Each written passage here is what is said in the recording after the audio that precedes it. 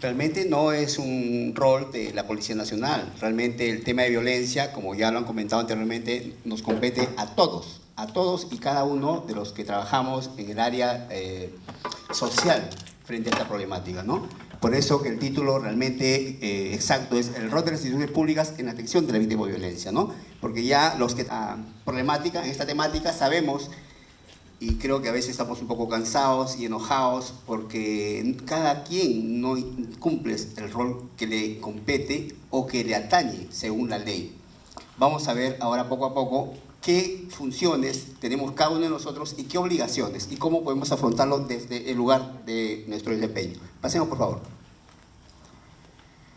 Hay un marco normativo especializado frente a la ley de violencia. ¿De acuerdo? Lo tenemos que tener claro. O sea, no es una ley de violencia, mucho cuidado, ¿no? Anteriormente había una ley que decía Ley de Violencia Familiar, la 26260, y ese era el marco legal, normativo. Se basaba básicamente en que el fiscal podía recibir denuncias y dictar medida de protección y pasaba a un proceso especial. Ahora este marco ha cambiado totalmente. Hay una ley, la 30364, que es una ley especial para prevenir, sancionar y erradicar la violencia. Hay un reglamento de esta ley, hay un decreto legislativo, el 1323, que se denomina, que fortalece la lucha contra el feminicidio, la violencia familiar y la violencia de género. Esta ley regula, amplía y modifica la primera ley, y amplía y modifica algunos artículos del Código Penal. Luego tenemos la ley 3490, que es la ley de la persona adulta mayor, y tenemos el decreto legislativo, el 267, que es la ley de la policía. Este es el marco legal que en una comisaría se debe tener presente para tramitación y recepción de una denuncia de violencia. Siempre hemos escuchado, yo soy fiscal civil y familia, por razón de mi cargo, yo he sido presidente de la Junta de Fiscales hace un poco tiempo, y he participado mucho en el CODICE y el COPROCE, de tal manera que hemos articulado, gestionado, nos hemos reunido y visto acciones, ¿no? Entonces, ¿qué sucede? De que hay un marco legal, pero sin embargo, por desconocimiento, incluso los miembros de mi institución, porque hay que aceptar los errores, no trabajan bien en la aplicación de la ley. Entonces, si nosotros como miembros del Ministerio Público no trabajamos bien en la aplicación de la ley, entonces, ¿cómo podemos pedir, por ejemplo, que los demás actores apliquen correctamente la ley? ¿De acuerdo? Entonces, en principio. Y en segundo lugar, yo siempre digo de que no tengo que ver cómo trabaja el otro, ¿verdad? Tengo que ver cómo trabajo yo y qué herramientas tengo para yo trabajar y aplicar correctamente la norma, ¿de acuerdo? Sin necesidad, por supuesto, de que alguien me diga o me impida mi trabajo. Y lo vamos a ver aquí. Pasemos, por favor. En principio, para la policía, y de acuerdo a su ley, ¿qué señalan en el artículo 2 del título preliminar? Dice, los integrantes de la policía se deben al cumplimiento de la ley. Ojo, al cumplimiento de la ley. El artículo 3, ¿qué señala? Los integrantes de la policía garantizan el cumplimiento de las leyes. Ojo, estamos redundando ya. El artículo 2, ¿qué señala? Funciones, garantizar el cumplimiento de la ley. Entre otras funciones, realizar las funciones de investigación policial por iniciativa propia. Ojo, por iniciativa propia. Es decir, sin que nadie me lo diga, ¿no? No necesita un fiscal, un juez para que me diga cómo debo trabajar o cómo debo actuar. O bajo la condición jurídica del fiscal, en concordancia con el Código Procesal Penal, ojo, y las leyes de la materia. ¿De acuerdo? Es decir, en el caso de violencia, ojo, como dicen, ojo, pestaña y ceja, no es exclusivo el Código Procesal Penal. ¿De acuerdo? De repente, en los demás delitos, de repente sí. Pero en el caso de violencia, ojo, hay que tener presente que tengo que tener presente el Código Procesal Penal y las leyes de la materia. ¿Y qué ley sería en este caso? Por supuesto, la 30364, ¿no? La ley especializada en violencia. Bien. Otro acápite, garantizar el cumplimiento de los mandatos escritos del Poder Judicial y del Ministerio Público. ¿De acuerdo? Es decir, yo como policía estoy obligado primero al cumplimiento de la ley, ¿de acuerdo? Constitución y ley. Y luego, por supuesto, tengo que garantizar el cumplimiento de los mandatos escritos, ¿no? O sea, es decir, si yo como policía en el desempeño de función frente a una denuncia y tramitación de un hecho de violencia, debe imperar primero la ley y segundo, un mandato escrito, ¿de acuerdo? Del juez o del fiscal, ¿no? Entonces, y el artículo 4 señala, el personal policial tiene las siguientes obligaciones, ¿no? Respetar y cumplir, entre otras, las órdenes que en el marco legal vigente imparten sus superiores, ¿de acuerdo? Dice, órdenes que en el marco legal vigente, ¿de acuerdo? Es decir, órdenes que van en contra del marco legal, significa que no son válidas, por ejemplo, ¿no? Si la norma dice eso, que yo como efectivo policial tengo que, obedecer órdenes de mis superiores, en consecuencia tengo que obedecer órdenes de cualquier otra autoridad que esté dentro del marco legal, por supuesto, ¿de acuerdo? ¿No? Porque si no están dentro del marco legal, evidentemente son órdenes ilegales, ¿no? Por ejemplo. Pasemos, por favor. Y aquí viene lo siguiente, ¿no? El decreto legislativo 268, decreto legislativo que regula el régimen disciplinario, señala en el artículo 9, el subordinado obedecerá las órdenes recibidas siempre que no sean contrarios a lo señalado en la Constitución y normatividad vigente, ¿de acuerdo? O sea, voy a aplicar las normas, ojo, y las órdenes siempre que estén en concordancia con la Constitución y la ley. Artículo 21, el comando se ejercita mediante órdenes verbales o escritos que deben ser cumplidas a cabalidad dentro del marco legal. O sea, redundancia. Yo, como efectivo policial, trabajo en función a la Constitución, a la ley, ¿de acuerdo? Y todas las órdenes que cumplo, que me ordenan cumplir, sea de mi superior o de cualquier autoridad, deben estar en concordancia con la ley, ¿de acuerdo? Como principio básico. Pasemos, por favor. Bien, ya tenemos un marco legal de función. Entonces tenemos ahora, y hemos reincidido en la ley y en la ley. Y en el caso de que estamos nosotros presentes aquí, estamos presentes por esta ley, la 30364, ¿no? Que es la ley para prevenir, sancionar y erradicar la violencia contra las mujeres y los integrantes del grupo familiar. Bien, ¿qué dice el artículo 2? En la interpretación y aplicación de esta ley, en toda medida que adopte el Estado a través de sus poderes públicos e instituciones, se consideran preferentemente los siguientes principios. Principio de igualdad y no discriminación. Es decir, en la recepción y tramitación de una denuncia, todas las personas son iguales, ¿no? Para empezar. Y en segundo lugar, que no se debe discriminar a nadie. De hecho, lo señala la misma norma. Prohíbase toda forma de discriminación. Y entiéndase por discriminación cualquier tipo de distinción, exclusión o restricción basada en el sexo que tenga por finalidad o por resultado menoscabar o anular el reconocimiento, goce o ejercicio de los derechos de la persona. ¿De acuerdo? O sea, hay un principio de igualdad y no se debe discriminar a nadie por razones económicas, de edad, de sexo, orientación sexual, como lo vamos a ver. Pasemos, por favor. Entonces, yo como operador de la ley, a ver, ¿qué principios debo tener presente? Ya hemos señalado, no discriminar, ¿no? Y tener presente que todas las personas son iguales y que tienen los mismos derechos, ¿de acuerdo? Pero hay un principio, un enfoque fundamental. ¿Y cuál es? Lo señala en el artículo 3 de la ley. Los operadores, al aplicar la ley, dice, deben considerar el siguiente enfoque. ¿Cuál es? Que debe reconocer que la experiencia que las mujeres tienen de la violencia se ve influida por factores, ojo, entre otros, raza, razones políticas, económicas, por su orientación sexual, por ejemplo, ¿no? ¿Y por qué le digo esto? Porque, por ejemplo, una persona lesbiana o una persona homosexual o un gay, etcétera, etcétera, que va a interponer una denuncia, siempre hay un estereotipo, ojo, previo, ¿no? Tenemos un chico aquí que consideran de que por su condición, de repente quizás, o de repente digo yo, es una mujer que está muy bien vestida, que viene sonriente a denunciar violencia psicológica, y de repente tenemos la impresión que esta persona pues no está sufriendo ningún tipo de violencia, ¿no? Entonces nosotros no tenemos que hacer ninguna distinción, ni por su connotación sexual, ni por su condición económica, ni por su apariencia, etcétera, etcétera. ¿De acuerdo? Pasemos, por favor.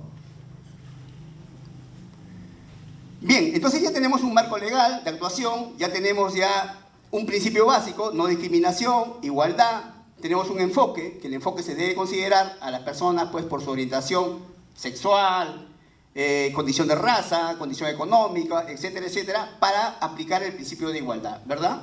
Bien, y ahora, ¿cómo sabemos qué es violencia? O sea, ¿cómo determinar si una persona viene, por ejemplo, al centro de atención de la mujer de la municipalidad, a la comisaría, por ejemplo, al juzgado, por ejemplo, y viene y dice, voy a denunciar violencia. O sea, ¿qué es violencia? O sea, a ver, el operador puede determinar qué es violencia para decir, disculpa, pero esto no es violencia, ¿no? No te puedo recibir la denuncia, ¿no? ¿Puede el operador hacer eso? A ver, vamos a definir primero qué es violencia. Dice, la violencia contra la mujer es cualquier acción o conducta que le causa muerte. Escúchenme, porque esto viene a colación de algo. Viene a colación de que ciertas comisarías, cuando hay una denuncia de violencia, ¿qué dicen? Disculpe, no, tiene que ir a la comisaría de familia, ¿no? Ayer es la unidad de especialidad. No, por favor, al área de violencia de la comisaría, ¿no? De la sección de violencia. Pero yo digo, ¿cómo es posible? Si aquí me está definiendo la violencia, que la violencia también, dice, es una conducta que le causa muerte. Y la muerte, a ver, ¿cómo vemos esto? Porque siempre decimos, es una cachetada, es un empujón, es un arañón, es un insulto. Entonces, mucho cuidado, porque la ley define que la violencia se da en múltiples factores, y lo vamos a ver. Dice, conducta que le causa muerte, daño, sufrimiento físico, sexual. O sea, ¿en una violación puede haber violencia contra la mujer? De hecho que sí, de hecho que sí. Y entonces, ¿por qué en una comisaría, cuando voy a denunciar violencia, porque, a ver, me intentó violar, disculpe, no, es su esposo, pues, no vemos acá, esta es la comisaría, pues, por ejemplo, de Villa. No, esto lo ve la sección de violencia, pues, ¿no? Entonces, fíjese, ¿no? Entonces, realmente, ¿por qué? Y vamos a ver un artículo más adelante que, ojo, la misma norma lo señala, de que dice la norma y la ley de que la policía, independientemente de su especialidad, está obligada a recibir y a tramitar las denuncias de violencia, ¿no? Eso como, ¿por qué? Precisamente por esto, ¿no? Porque dice, conducta que le causa muerte, daño, sufrimiento físico, sexual o psicológico, por sus condiciones tales, tanto en el ámbito tanto público como privado. Y bien, ¿qué se entiende por violencia contra las mujeres? Dice, lo que ya se señaló hace un momento, la que tenga lugar dentro de la familia, ¿no? Ya sea que el agresor comparta o haya compartido el mismo domicilio que la mujer. Comprende, entre otras cosas, violación y abuso sexual. Además, por supuesto, de lo que ya conocemos, ¿no? Maltrato físico o psicológico, ¿no? Esta connotación, fíjese bien, que la violencia se da entonces incluso cuando hay muerte, o sea, asesinato, ¿no? Lo que se conoce como feminicidio. Cuando hay abuso sexual, violación. Bien, ¿y qué más hay ahí, por ejemplo? Dice, no solamente dentro de la familia, también la que tiene lugar en la comunidad, sea perpetrada por cualquier persona, ojo, por cualquier persona, y comprende, entre otros, ojo, violación, abuso sexual, tortura, trata de personas, prostitución forzada, secuestro y acoso sexual en lugar de trabajo. Entonces, fíjese cómo, ojo, el concepto de violencia es demasiado amplio que el que normalmente tenemos, ¿no? ¿Qué es violencia? Golpe, maltrato físico y psicológico. No. El concepto de violencia comprende situaciones mucho más amplias, que comprende delitos gravísimos como lo que estamos señalando, ¿no? Bien, y en cuanto a lo propiamente como función, incluso, a raíz de lo que más adelante vamos a señalar, dice también que se entiende como violencia, ojo, la que sea perpetrada o tolerada por los agentes del Estado, donde quiera ocurra, ¿no? O sea, si yo, lo que pasó, pues hace poco habíamos ¿se acuerdan que vimos el video de la comisaría de Buenos Aires, ¿no? O sea, pasan dos efectivos policiales y están viendo un incidente de maltrato y pues lo tolero porque pasó de frente, ¿no? Entonces, ¿eso es violencia? Bueno, según la ley, dice sí, ¿no? Yo tolero la violencia y también estoy cometiendo, ojo, hechos de violencia. Y por lo tanto merece, pues, no solamente una denuncia, sino una sanción correspondiente. No lo digo yo, lo dice la ley. Pasemos, por favor. Bien, tenemos ya un marco genérico de actuación. Vayamos a lo concreto, al hecho concreto. En la mayoría de casos ya se ha visto, con la estadística que ha dado el coronel, de que realmente hay una infinidad de casos, más del 50%, que son hechos de violencia psicológica. Y tenemos también un gran porcentaje que es violencia física. Frente a eso, ¿cuál es la actuación? Realmente aquí en Nuevo Chimbote tenemos un problema muy grave, por ahí lo he visto al licenciado Choque, de Medicina Legal, él en su momento dirá las razones por las cuales Medicina Legal está colapsando y realmente no tiene, ahorita se puede decir, disponibilidad para atender de forma inmediata a la víctima, ¿no? O sea, una víctima de violencia psicológica viene y denuncia y de repente la policía lo interviene al agresor y lo pone a disposición del fiscal. El fiscal viene porque dice, bueno, pues lo siento mucho, que se vaya a su casa, ¿no? Porque la pericia psicológica resulta que va a estar acá 3 meses. Y si es que está, ¿no? Porque resulta que el tránsito hacia medicina legal es primero ir con un oficio, pedir una cita, ¿no? Porque de repente viernes, sábado, domingo no trabajan, ¿no? Entonces la víctima va, como no hay nadie, regresa, le dice regresa el lunes y la cita se la dan para un mes, ¿no? Me parece que la cita está para noviembre, ahorita me han dicho, para el 15 de noviembre, ¿no? Y entonces hasta que llegue noviembre, la persona pues, que no va a ir, ¿no? ¿Y cómo queda esa denuncia? ¿Cómo queda esa agresión? Seguramente va a quedar en nada, ¿no? Y eso se va a repetir, es el ciclo repetitivo, ¿no? Entonces, para eso, y es un factor, porque estamos aquí, vamos a decir que, ojo, la ley señala, ojo, de que cualquier documento, incluso emitido por instituciones privadas, es válido. O sea, nadie, ningún fiscal, ningún juez puede decir esto no. Ni le puede decir al efectivo policial, pídelo allá, no lo pidas allá, como de repente está ocurriendo en algunos lugares. ¿De acuerdo? La ley es clara y por eso le decía yo al comienzo, ustedes se ven al cumplimiento de la ley. ¿Y qué dice la ley? La ley dice que pueden actuar por iniciativa propia, ¿no? Para empezar. ¿Y qué dice la ley? Dice, los certificados de salud física y mental que expidan los médicos de los establecimientos públicos de salud o instituciones del Estado tienen valor probatorio. ¿De acuerdo? Lo primero. Y segundo, igual valor tienen los certificados expedidos por los establecimientos privados. ¿De acuerdo? Los informes psicológicos de los centros de emergencia mujer y otros servicios especiales tienen valor probatorio. Entonces, no necesariamente, no exclusivamente, el Instituto de Medicina Legal puede emitir certificados que tengan valor probatorio para un proceso de violencia familiar. No. O sea, es más, si la víctima, o en un hipotético, viene a la comisaría y dice, o va al juzgado y dice, voy a presentar mi denuncia, y saca su certificado de su psicólogo particular, evidentemente eso es también válido, según lo que dice la norma. Y así tiene que calificarse, ¿no? Entonces, por eso estamos aquí presentes, para nosotros saber aplicar la ley. ¿Por qué? Porque nosotros somos operadores básicos. ¿Y por qué además? Porque si bien es cierto, de acuerdo al decreto legislativo 1323, la violencia ahora es delito, ¿no? Pero para que el fiscal penal intervenga, primero habría que tener un indicio fuerte que es delito, ¿no? Porque ¿qué pasa si falta? ¿Interviene? No interviene. ¿Y qué dice la norma? De acuerdo al 1323, al decreto legislativo 1323, que modificó el artículo 442 del Código Penal, ojo, los certificados, ojo, los informes psicológicos que digan que la víctima no tiene afectación, se considera falta. Y los certificados médicos, ojo, que arrojen la cantidad de 0 días, también es falta. Fíjense, o sea, ¿qué tal cambio? ¿Interviene el fiscal penal en faltas? Evidentemente la respuesta es negativa. No, ¿me entiende? Entonces, yo como operador policial, lo que primero tengo que tener un indicio que es delito para poder dar cuenta. Y para tener un indicio, primero tengo que tener un elemento probatorio, ¿no? Por ejemplo, el certificado, ¿no? Si el certificado me arroja 0, ¿para qué voy a llamar fiscal penal? Si no hay delito. La ley dice si se arroja de 1 para arriba, evidentemente es delito, ¿no? Y la investigación será de él. ¿De acuerdo? ¿Ya?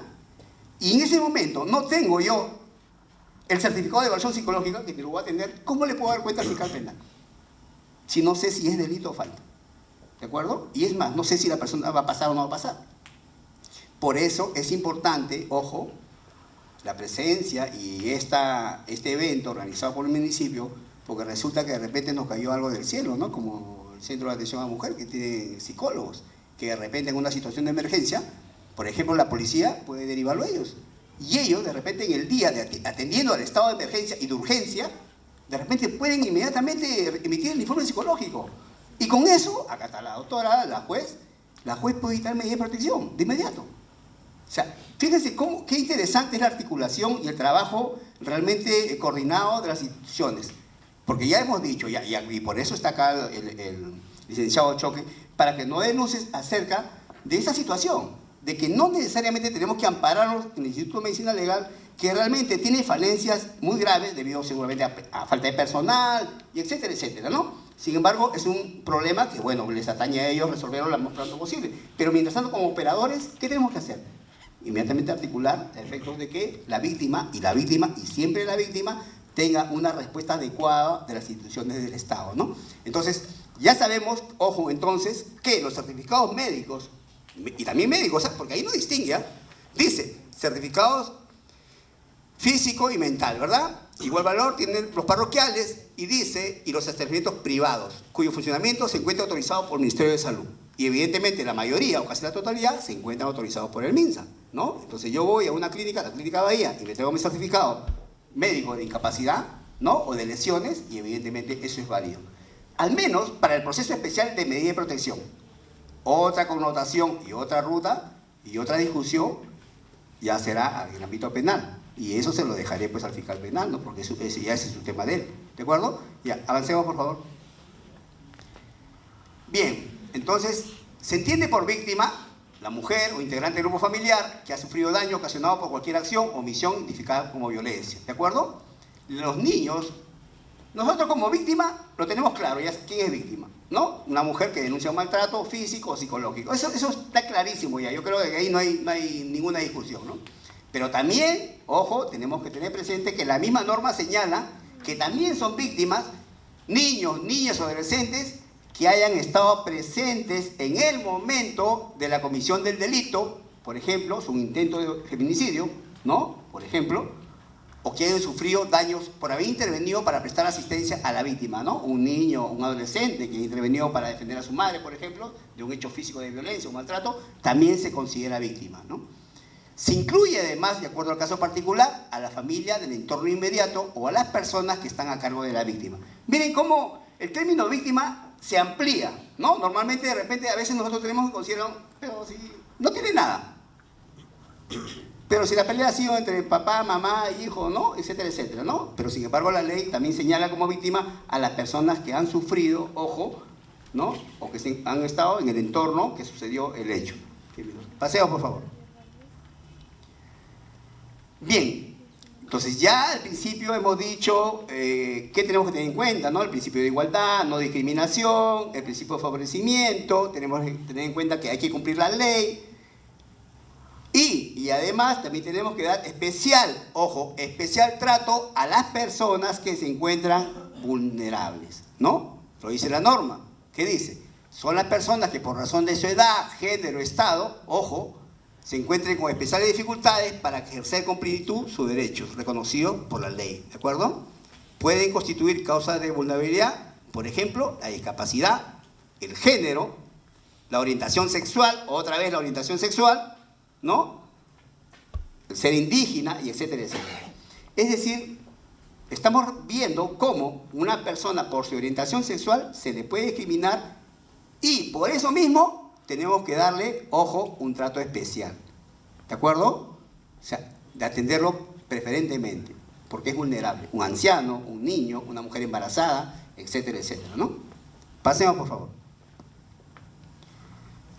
Bien, esta ley tiene su reglamento, ¿no? Y el reglamento, en el artículo 13, también ratifica, ¿no? O reitera lo que se ha señalado, ¿no? Que cualquier documento, ojo, cualquier documento emitido por una institución pública o privada es válido para acreditar el hecho de violencia, ¿no?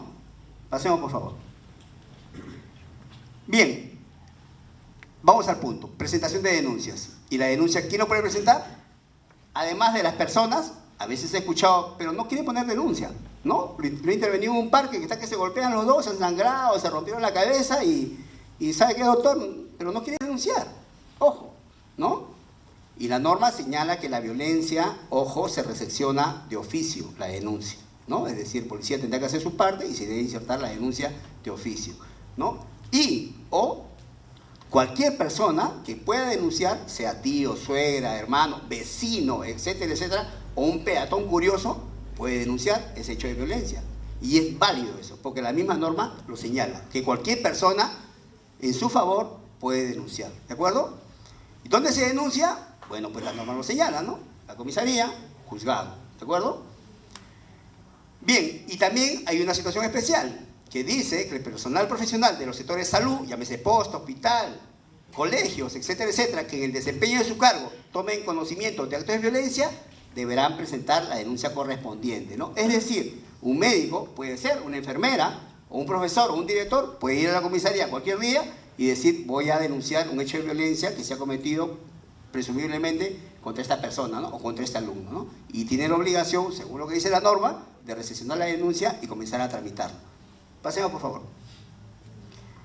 Bien, una condición especial y que siempre ha sido motivo, pues, al menos de inquietudes, por no decir de quejas, es lo siguiente, ¿no? El artículo señala, el 20, cuáles son las condiciones especiales para la recepción de la denuncia. Y esto tiene colación con lo que señalamos al principio, ¿no? Vienen a poner una denuncia por violencia psicológica y resulta que la persona viene bien perfumada, bien cambiada, Dios mío, viene bien vestida y yo la veo y me sonrío, ¿no? Y digo, ¿pero qué denuncia, no? Me dice, bueno, yo vengo a poner eso por maltrato psicológico, pero resulta que estoy sufriendo, pues, ¿no? Tengo una depresión y sufro todo, y eso uno ve que instala su celular, su iPhone, conversa, juega, todo. Y uno dice, pero no pasa nada, ¿no? ¿Es válido, es lícito eso? Bueno, pues el artículo 20, el numeral 2, nos señala claramente qué es lo que debemos hacer. ¿Qué dice? Al recibirse una denuncia se debe tener en cuenta lo siguiente. No se realizan referencias innecesarias de su vida íntima, conducta, apariencia, relaciones, orientación sexual, entre otros. Se prohíbe, ojo, se prohíbe emitir juicios de valor. En consecuencia, ¿qué cosa debo hacer? Recepcionar la denuncia, simplemente. Me guste o no me guste, considere yo o no considere, yo tengo que recepcionar la denuncia. Será el juez, valorando los medios probatorios, lo que determinará si esa denuncia amerita o no una medida de protección, tiene fundamento o no. Y en su oportunidad, el fiscal penal verá pues si esa denuncia amerita una acción penal. ¿De acuerdo? Pasemos. Y hemos dicho desde el principio, Constitución, ley, el cumplimiento de la ley, hemos dicho más o menos algunos tics básicos para la tramitación de denuncias.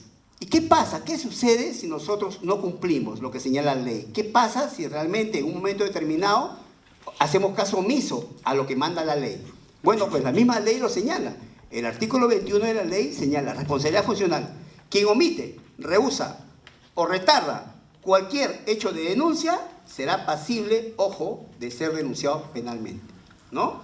Dice, será sancionado de acuerdo a lo que dice el artículo 377 o 378 del Código Penal. Lo dice la misma ley, ¿no? O sea, dice, quien omite, rehúsa o retarda algún acto a su cargo en los procesos originados por hechos que constituyen actos de violencia, comete delito sancionado, ¿de acuerdo? ¿Y qué dice el 377 o 378? O sea, miren, la norma nos remite al Código Penal, ¿no? No omito mi función, retardo, rehuso, bueno, pues yo tengo una responsabilidad. Pasemos, por favor. ¿Qué dice el Código Penal? Y estos artículos han sido modificados por el Decreto Legislativo 1323, porque antes tenía otra connotación. Dice, el funcionario público que ilegalmente omite, rehúsa o retarda algún acto de su cargo, ojo, cuando la omisión, rehusamiento o demora de actos funcionales esté referido a una solicitud de garantías o caso de violencia familiar, la pena privativa será no menor de 2 ni mayor de 5 años, ¿no? Entonces, esa es la responsabilidad que tenemos los operadores cuando omitimos, rehusamos o retardamos alguna tramitación o algún acto relacionado a una investigación por violencia. Pasemos, por favor. El mismo código señala en el 378, ojo, la policía que rehúsa, omite o retarda sin causa justificada la prestación de auxilio legalmente requerido por la autoridad civil competente será reprimido, etcétera, etcétera, ¿no?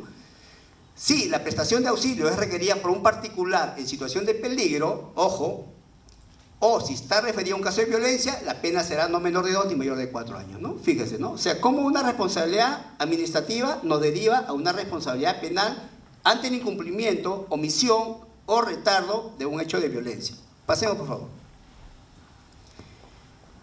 Bueno, al comienzo dije que esto no era una cuestión solamente de la policía, sino este tema es una cuestión que nos abarca a todo, el Ministerio Público, ¿no? Juzgado, y también, ¿por qué no?, y principalmente a nuestros anfitriones, ¿no? La norma señala en el artículo 109.1, hablemos del Decreto Supremo 009, Y esa es una petición que voy a solicitar formalmente en su oportunidad, y acá lo digo extraoficialmente a la doctora Ángela, y aprovecho que está el alcalde, y aprovecho que está el regidor Max, que como hemos sabido ha sido el encargado pues de darle todo el anclaje legal a la Oficina de Atención a la Mujer. El artículo 109.1 del Decreto Supremo 009, que es el reglamento de la ley, señala lo siguiente: los gobiernos locales, mediante una ordenanza, disponen la creación de la instancia digital de concertación. Ojo, es decir, el señor alcalde con sus regidores pueden, y ahí deben emitir una ordenanza, ojo, ¿para qué? Pasemos, por favor. Primero, ¿quiénes deben integrar esta instancia de concertación digital? La municipalidad, quien la debe presidir; la gobernación; la jefatura de la Policía Nacional del Perú, a cuya jurisdicción pertenece el distrito; 2 municipalidades del Centro de Poblados Menores, Ronda Campesina, si lo hubiera; organizaciones comunales, Centro de Emergencia Mujer; organizaciones de la sociedad civil, un representante del Poder Judicial, del Ministerio Público, de los centros educativos, establecimientos de salud. Es decir, un CODISEC especial para el tema de violencia, donde estén representados todos y cada uno de los actores que trabajan con esta temática, ¿no? ¿Y para qué? ¿Cuáles son sus funciones? Pasemos, por favor. Funciones de la instancia digital de concertación. 1. Proponer en los instrumentos de gestión y en particular en el plan de desarrollo concertado, en el plan operativo institucional y en el presupuesto participativo, metas, indicadores y acciones que respondan a la problemática de la violencia contra las mujeres e integrantes del grupo familiar. Qué interesante, ¿no? Fíjese, ¿no? Hay un marco legal para que el municipio pueda trabajar articuladamente y, como siempre lo ha dicho el señor alcalde cuando hemos conversado con él, siempre los pedidos se hacen pues documentadamente, en base a proyectos, en base a documentos de gestión, en base a indicadores, ¿no? Y también, por supuesto, promover la adopción de políticas, planes, programas, acciones y presupuestos específicos para la prevención, atención, protección y recuperación de las víctimas. Ojo, promover el fortalecimiento de las instancias comunales para las acciones digitales frente a la violencia contra las mujeres. Es decir, esta instancia de concertación digital va a servir para que eventos como este realmente no sean ocasionales, sino que sean sostenidos en el tiempo. Y los planes, los proyectos, las inquietudes y las dificultades que tengamos nosotros, al menos en nuestro distrito, lo podamos realmente solucionar articuladamente con todos los actores, no en una reunión esporádica, ocasional o de repente producto pues de la voluntad de una institución, sino que sea realmente una acción sistemática, legal en el tiempo. Así como el CODISEC, así como el COPROCED tiene reuniones, tenemos que reunirnos nosotros bajo el liderazgo del alcalde, ojo, y bajo el andamiaje legal, se puede decir, de lo que dice la norma, todos, policías, jueces, fiscales, el Centro de Emergencia Mujer, sociedades comunales, etcétera, etcétera, para tratar esta problemática. Yo pienso que, como dijo el coronel, realmente no es una cuestión de norma. Aquí lo que se tiene que trabajar es un tema de prevención, realmente. Y tenemos que ir, ojo, a las organizaciones de base.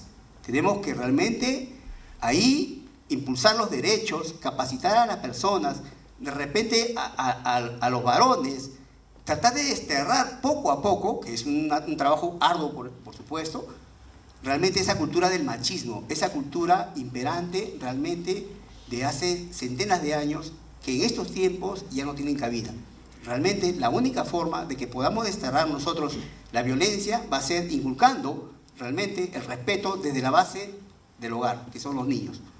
Y esa es la tarea, la gran tarea que tiene que ejercerse desde ahora, y qué mejor bajo el liderazgo del municipio, en concordancia y en cooperación y articulación con todos los actores que somos nosotros. Muchas gracias.